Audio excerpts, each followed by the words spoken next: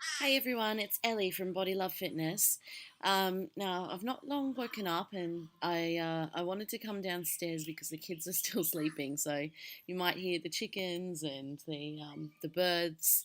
I've just caught next door neighbour's cat in the kids' Peppa Pig tent.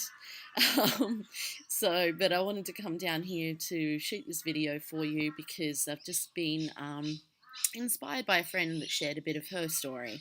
And I was just thinking yesterday, actually, that I haven't shared my story for a while. There's quite a few new people following this page. Um, yeah, just wanted to share a little bit about what I've been through over the past few years. So, um, basically, I guess to start with my weight loss journey, I and more so than weight loss, just health and fitness and my whole journey, um, my journey as a whole, really.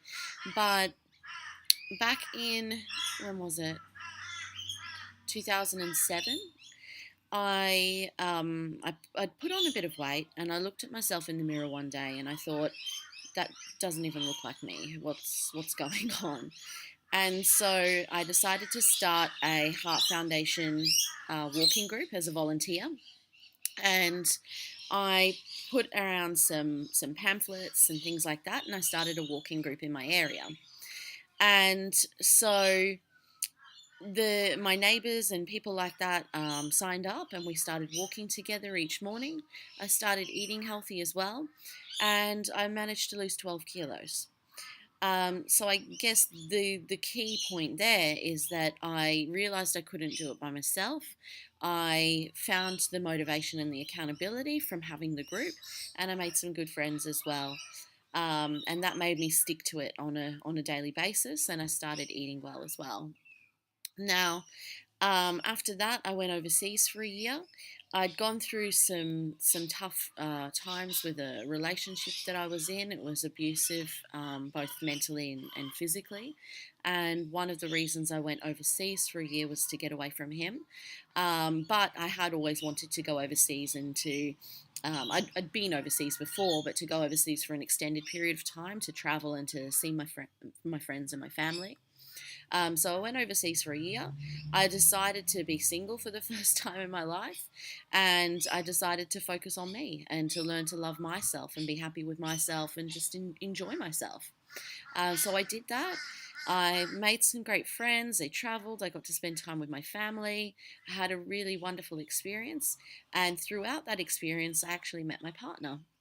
And he we weren't expecting, I guess, anything. We enjoyed each other's company. We were very close right from the start. We were spending pretty much every day together, and within 3 months I fell pregnant. I was very scared, nervous. I was shocked, but he said, "Don't worry, nothing's going to happen. I'm not gonna leave you. I'm going to support you. I'm sticking by your side." So he stuck with me. I came back to Australia after spending my year overseas, like I was supposed to, and I'm not supposed to. I had my yearly ticket, and he followed me back over here about a month later. When we got back, it was very tough. I didn't have any of my stuff for my house, not even things like a broom or cleaning products and things like that. But I had no money as well. We lived at my mum's for a little while, and that was a bit full on. Um, and Then we moved into our own place. And my partner was struggling with his visa. He couldn't get a permanent visa for a long time, and so I was working up until 38 weeks pregnant. I was walking to work. We couldn't afford a car, and which the walk got longer as I got more pregnant. And yeah, we just lived very kind of basically. Then when I finished up, I'd saved a little bit of money, not much, and we lived off that until Centrelink came in, until we got some government payments after our daughter was born.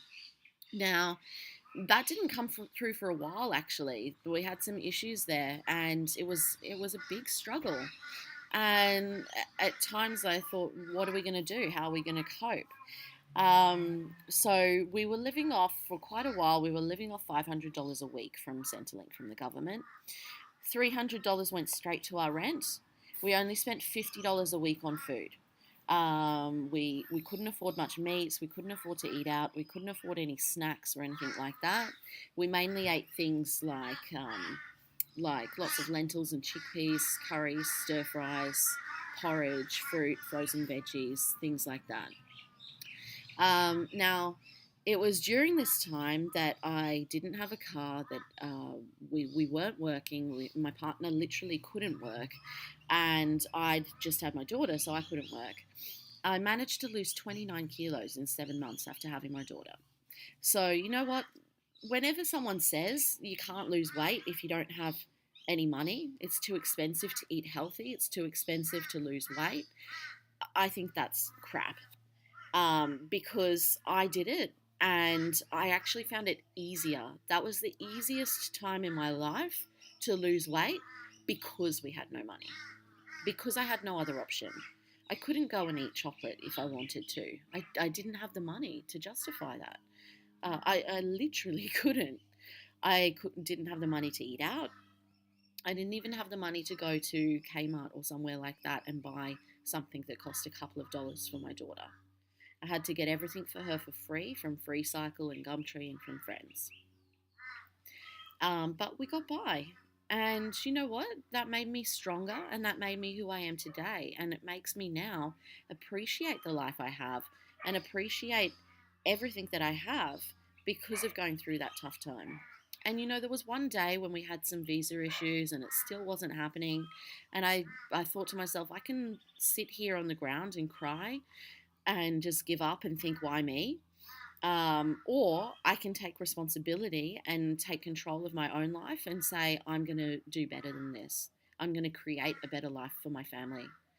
And it was that time that we had a great time together. We enjoyed the small things. We went on walks or we went to free events and markets and things like that. And it was wonderful. And we really appreciated each other and appreciated the small things. And it was also at that time that I was studying to be a personal trainer.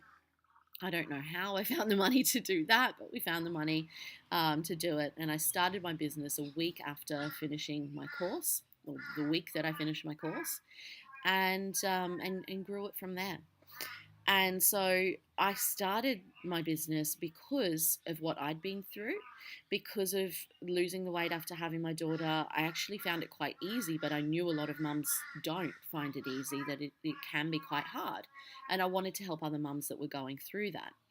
Fast forward to now, I've had my second child 2 years ago, and I now help all women, not just mums. So in the beginning, I helped new mums. Now I help women more so at a mindset kind of level. So I help with the health and fitness. I help with the exercise and the nutrition and that side of things. But I help at a much deeper level, and really finding out what's holding you back, what is your kind of limiting beliefs, your habits, the reasons why you've got to the point where you're at right now. And I actually struggled a lot more losing weight after having my second child than I did my first, because I do have the opportunity to eat whatever I want now.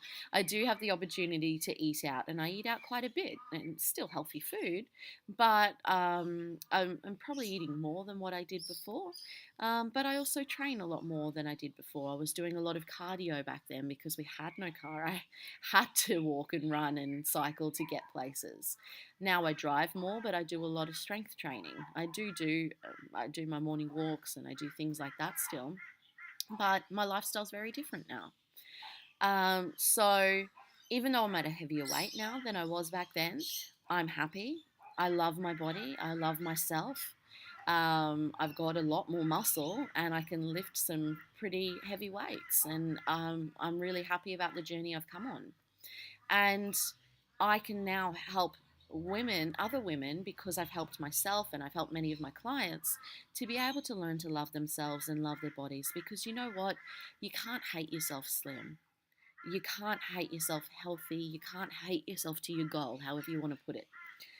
It takes loving yourself to be able to say, I am good enough just the way I am right now. but I want to achieve this.